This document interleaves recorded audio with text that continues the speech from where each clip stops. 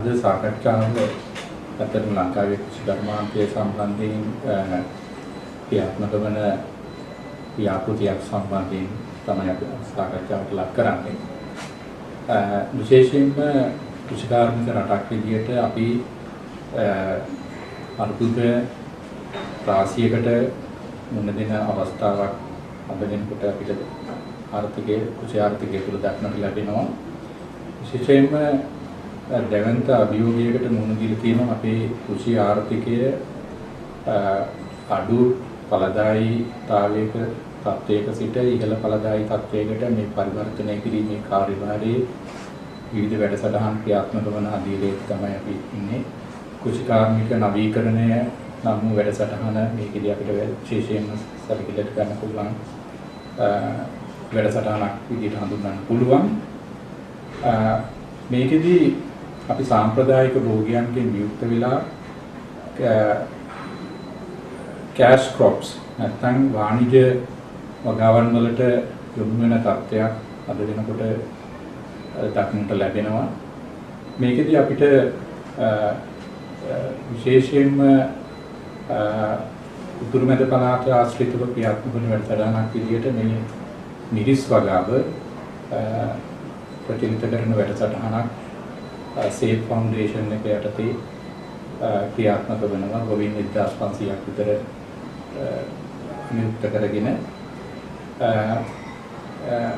මේකෙදී විශේෂයෙන්ම අපි හඳුනා ගන්න ඕන මිරිස් වගාවේ තියෙන ආර්ථික කාර්යභාරය අපේ ආර්ථිකයේ දලදේශීය නිෂ්පාදිතයේ මිලියන 5000කට ආසන්න ප්‍රමාණයක් මේ මිරිස් ආශ්‍රිත නිෂ්පාදන දායකත්වයක් සපයනවා.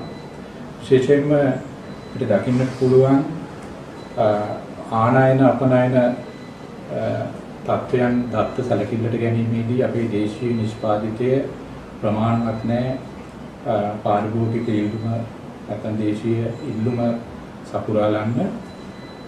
ඒකෙදී කමු මිරිස් සම්බන්ධයෙන් සාකච්ඡාවට ගන්නවා නම් කමු මිරිස් මෙට්‍රික් ටන් 70000ක විතර දේශීය අවශ්‍යතාවයක් වාර්ෂිකව තියෙනවා. මේ අවශ්‍යතාවයෙන් මෙට්‍රික් ටන් 35000කට ආසන්න ප්‍රමාණයක් තමයි දේශීය නිෂ්පාදනය කෙරෙන්නේ. වියලි මිරිස් ගත්තොත් නැත්නම් රතු මිරිස් ගත්තොත් මෙට්‍රික් ටන් 55000ක විතර දේශීය අවශ්‍යතාවයක් තියෙනවා. ඉතින් අපි දේශීය නිෂ්පාදනය කරන මෙට්‍රික් ටන් 5000කට ආසන්න ප්‍රමාණයක් මෙට්‍රික් ටන් 50000ක් විතර අපි ආනයන මත රඳා පවතින තත්ත්වයක් තමයි දක්නට ලැබෙන්නේ.